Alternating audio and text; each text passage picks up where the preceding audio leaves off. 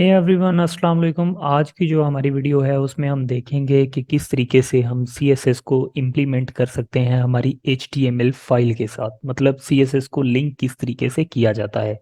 तो lecture number हमारे पास second है। तो तीन तरीके होते हैं हमारे पास जिसके थ्रू हम इसको लिंक कर सकते हैं। तो वो कौन कौन से हैं? हमारे पास इनलाइन CSS है, इन पेज है, या जिसे हम इंटरनल CSS भी बोलते हैं, और एक लास्ट वन जो है उसे हम बोलते हैं एक्सटर्नल CSS। तो इनको किस तरीके से यूज किया जाता है, तो चलते हैं अपने VS कोड पे और देखते हैं कि ये तीनों मेथड कैसे वर्क करते हैं और इनमें सबसे बेस्ट जो है वो कौन सा होता है, बेस्ट प्रैक्टिस किसको माना जाता है। तो लेट्स गेट स्टार्टेड। तो अभी हम आ चुके हैं अपने VS कोड पे और यहाँ पे मैंने एक सेपरेट फोल्डर जो है वो CSS ट्यूटोरियल के नाम से बना के रखा है, और उसमें index.html के नाम से एक जो फाइल है उसको भी क्रिएट कर लिया है। ठीक है, क्योंकि डेफिनेटली हमें सबसे पहले HTML राइट करनी पड़ती है, उसके बाद ही हम उसका मेकअप कर सकते हैं जितने भी हम एलिमेंट यूज करते हैं। तो अभी मान लो कि मैं एक दफ़ा गो लाइव करता हूँ। मैंने सिंपल H1 एक हेडिंग ली हुई है और वो किस तरीके से हमारे पास डिस्प्ले हो रही है। तो वेलकम टू माय चैनल के नाम से एक सिंपल हेडिंग ब्लैक कलर में आ रही है। मैं सोच रहा था कि इसका जो बैकग्राउंड कलर है ना, जो वाइट आ रहा है, तो वो किसी और कलर में चला जाए। तो उसको करने के लिए अगर हम CSS की मदद लें, तो CSS क्या कहता है कि सबसे पहले मेरे पास तो जी तीन मेथड हैं। अब तीन तरीके से मुझे यूज कर सकते हो। पहला है जी इनलाइन CSS। इनलाइन CSS हमेशा टैग के अंदर एज अ एट्रीब्यूट यूज होती है, एज अ एट्रीब्यूट। तो अभी मुझे करना क्या पड़ेगा? मुझे सिंपल बॉडी के अंदर जाना है, क्योंकि ये हमारा जितना भी वाइट एरिया है ये सारा हमारी बॉडी है। तो मुझे बॉडी के अंदर जाके लिखना है स्टाइल, टैब दबाना है, इज इक्वल टू का साइन लगेगा, और उसके बाद हमें सिंपली लिखना है बैकग्राउंड कलर। ठीक है, बैकग्राउंड कलर लिखने के बाद मुझे जो भी कलर करना है सिंपली उसका नाम या उसका कोड मुझे ऐड कर देना है। तो हम एक लाइट सा जो कलर है उसको रख लेते हैं। लास्ट में इसके सेमी कॉलन आ रहा है, दैट्स मीन कि यहाँ पे ये प्रॉपर्टी खत्म हो गई है। अब यहाँ पे हमें बैकग्राउंड कलर और ये जितना देखने को मिल रहा है ये सारी हमारे पास CSS की प्रॉपर्टी है। तो कोई इशू नहीं है। इस चीज़ को अभी आप माइंड में नहीं लें कि पता नहीं ये एकदम से क्या लिख दिया। इस चीज़ को, एक एक चीज़ को हम CSS में दोबारा कवर करेंगे, लेकिन अभी आप फोकस करें इस स्टाइल पे और इज इक्वल टू पे। इतना माइंड में रखें कि पहले स्टाइल का वर्ड लिखना पड़ता है, फिर इक्वल टू लिखना पड़ता है, और उसके बाद हमें प्रॉपर्टी का नाम देना होता है और प्रॉपर्टी की वैल्यू। दैट्स इट, इतना काम है। जैसे ही मैं सेव करूंगा, तो सेव करके हम देखते हैं कि क्या चेंजेस जो हैं वो हमारे पास हुए हैं। तो बैकग्राउंड कलर जो है वो इस तरीके से दिख रहा है। अभी हमने जिस तरीके से बैकग्राउंड कलर को चेंज किया है, इस तरीके को बोलते हैं इनलाइन CSS, के टैग के अंदर ही CSS को यूज कर देना। लेकिन इसके और भी दो मेथड हैं। तो इस मेथड को यूज करना चाहिए या नहीं, ये क्वेश्चन भी हमारे माइंड में आता है। तो इसको हम ज़्यादा यूज नहीं कर सकते। उसकी रीज़न ये है, मानो कि मुझे बहुत ज़्यादा CSS का कोड लिखना है, लाइक उसका फॉन्ट साइज बड़ा करना है, छोटा करना है, वेट देखना है, ठीक है, इंटरेक्शंस देखनी है, पोजीशन सेट करनी है किसी एलिमेंट की। तो वो सारा कुछ हम यहाँ पे इसके अंदर ही नहीं लिखेंगे। वो हमारा जो कोड है उसकी जो रीडेबिलिटी है वो बहुत ज़्यादा कम हो जाएगी, वो पढ़ा ही नहीं जाएगा, पता नहीं कौन सी चीज़ कहाँ पे लिखी हुई थी। ठीक है, बहुत ज़्यादा हम इसको यूज़ नहीं कर सकते। तो इससे बेटर फिर क्या है? इससे बेटर है हमारे पास जिसे हम इन पेज या इंटरनल CSS बोल रहे थे। तो उसको यूज़ करने का क्या तरीका है? तो इन पेज CSS जो है उसको लिखने के लिए हमें क्या करना पड़ता है? आपको सिंपल स्टाइल लिख के टैब दबाना है, और आपको इस तरीके से टैग जो है वो मिल जाएगा। टैग के अंदर आना है आपने, और अब उस चीज का नाम बोलना है जिस चीज को आप टारगेट कर रहे हो। तो हमें अभी टारगेट करना है बॉडी को, डेफिनेटली कि मुझे बॉडी के पीछे जो कलर आ रहा है उसको चेंज करना करना है।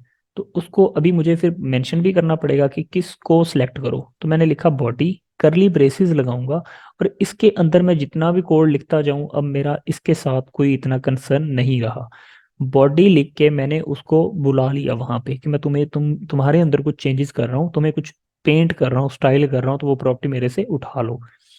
CSS बोलती है बॉडी के अंदर जो बैकग्राउंड कलर है ना, उसको आप एक्वा मैरीन कर दें। मैंने जैसे ही सेव किया तो देखें हमारे पास उसका जो कलर है वो चेंज हो चुका है। तो इस चीज़ को हम बोलते हैं इन पेज या इंटरनल सीएसएस। अभी हमारे पास एक और ऑप्शन होता है लास्ट में, जिसे हम बोलते हैं एक्सटर्नल सीएसएस, जिसको सबसे बेस्ट और बेस्ट प्रैक्टिस माना जाता है। तो हम इंटरनल सीएसएस या इन पेज सीएसएस को क्यों यूज़ नहीं कर सकते? उसकी रीज़न ये है कि जब हम बॉडी में एचटीएमएल का कोड लिख रहे होते हैं तो वो कोड की लेंथ बहुत ज़्यादा हो जाती है। और वहाँ पे ही अगर हम ऊपर से स्टाइल को भी ऐड कर दें, तो मानो कि मुझे एटलीस्ट 400 या 500 पेज पे, सॉरी, लाइन पे मुझे कुछ चेंज करना रहा। अब उसके ऊपर 300 लाइन की सीएसएस आ गई, तो मुझे एटलीस्ट 700 लाइन नीचे जाना पड़ेगा। ऐसे ही है। तो मुझे क्या, उससे भी ज़्यादा अच्छी जो बेस्ट प्रैक्टिस है वो क्या है, कि मैं सीएसएस की एक फाइल ही सेपरेट बना लूँ।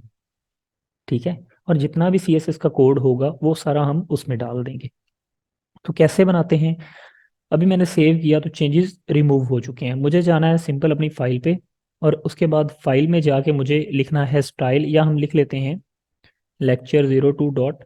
और सी एस एस की जो एक्सटेंशन है, जैसे हम पहले एच टी एम एल के लिए एच टी एम एल लिखते थे, इसके लिए हमने सिंपल लिखना है सी एस एस। जैसे ही मैं एंटर करूंगा, उसके बाद मेरा आइकन आ रहे हैं, क्योंकि मैंने एक्सटेंशन इनकी इंस्टॉल करवाई हुई है। एच टी एम एल जो ट्यूटोरियल है उसमें इसका मैंने बताया हुआ है। जो लिंक है वो डिस्क्रिप्शन में ऐड कर दूंगा, अगर आपको भी वो एक्सटेंशन इंस्टॉल करनी है तो आप वो वीडियो देख लीजिएगा, अगर पहले आपने नहीं देखी तो। तो यहाँ पे मुझे दोबारा वही कोड लिखना है कि बॉडी के अंदर जाओ, और बॉडी के अंदर जाके जो बैकग्राउंड कलर है उसको एक्वा मेरीन कर दो। अब मैं सेव करता हूं तो क्या ये कोड चलेगा? नहीं चलेगा। रीजन, क्योंकि हमारे पास जो सी एस एस की फाइल है, ये वाली फाइल, ये किसी भी तरह से लिंक ही नहीं हमारी index dot H T M L के साथ। कोई लिंक नजर आ रहा है यहाँ पे? नहीं आ रहा। तो इसको लिंक करने के लिए हमें दोबारा जाना है अपने हेड टैग के अंदर, और लिंक लिखें आप। शॉर्ट हैंड बता रहा हूँ, लिंक लिखने के बाद कॉलन लगाएं और सी एस एस लिखें और एंटर मार दें, और ये पूरी लाइन जो है वो आपको लिखी हुई मिल जाएगी। समझा देता हूँ, इसमें जितनी भी चीज़ें यूज़ हो रही हैं वो क्या हैं। लिंक बोल रहा है कि लिंक कर दो रिलेशन। आर ई एल का मतलब है रिलेशन। रिलेशन क्या है जी? मैं स्टाइल शीट हूँ। ठीक है। H R E F hyper reference बोल रहा है कि कहाँ पे सी एस एस की फाइल पड़ी है, तो यहाँ पे उस फाइल का नाम लिख दो। तो हम बना रहे हैं lecture02.css के साथ। अब आपने जिस नाम से भी सी एस एस की फाइल बनाई है, सेम वही नाम आपको यहाँ पे भी लिखना है। अगर सी एस एस की फाइल आपने किसी फोल्डर में बनाई है तो पहले फोल्डर का नाम आएगा, उसके बाद आपके पास फाइल का नाम आएगा। तो अभी अगर मैं इसको सेव करूं, तो हम देख सकते हैं कि जो हमारे चेंजेस हैं वो हो चुके हैं। तो स्टार्ट में तो हम और जो in page C S S है उसको यूज़ करेंगे, लेकिन जब हम इसमें कुछ प्रोजेक्ट्स भी ऐड करेंगे, एक एक प्रोजेक्ट तो पक्का इसमें हम ऐड करेंगे, जिसमें हम डिज़ाइन करेंगे पूरी एक वेबसाइट को हमारी एच टी एम एल के साथ, हमारे सी एस एस के साथ। तो तब हम एक्सटर्नल सीएसएस बनाएंगे, लेकिन जब तक हम सीख रहे हैं तब तक हम हेड के अंदर ही टैग लगा के स्टाइल का हम सीएसएस लिखेंगे। तो इस तरीके से हम सीएसएस को लिंक कर सकते हैं। अगर किसी पॉइंट की समझ नहीं आई तो वीडियो को वापस ले जाके पीछे दोबारा देख लीजिएगा, और खुद प्रैक्टिस ज़रूर करके देखिएगा। आज की वीडियो में इतना ही। मिलते हैं हमारी जो नेक्स्ट वीडियो होगी उसमें, और उसमें हम डिफरेंट प्रॉपर्टीज और प्रॉपर्टीज की वैल्यूज जो हैं उनको पढ़ेंगे कि कौन कौन सी चीज़ें हमें सीएसएस जो है वो प्रोवाइड करवा रहा है, और क्या क्या हम कर सकते हैं सीएसएस के साथ। तो अपना बहुत सारा ख्याल रखिएगा। मिलते हैं हमारी नेक्स्ट वीडियो में। Take care. अल्लाह हाफिज़।